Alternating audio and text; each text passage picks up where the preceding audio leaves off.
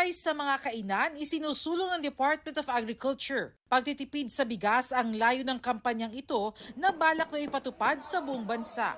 Ayon sa Philippine Rice Research Institute, may umiiral ng 47 local ordinances kaugnay sa pagbebenta ng half rice.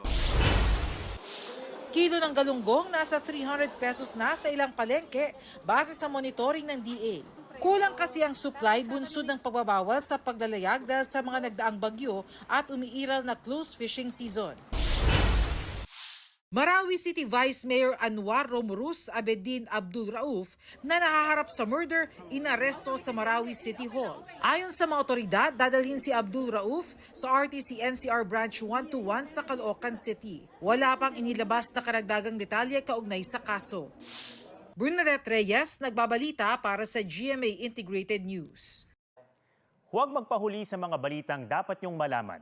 Mag-subscribe na sa GMA Integrated News sa YouTube.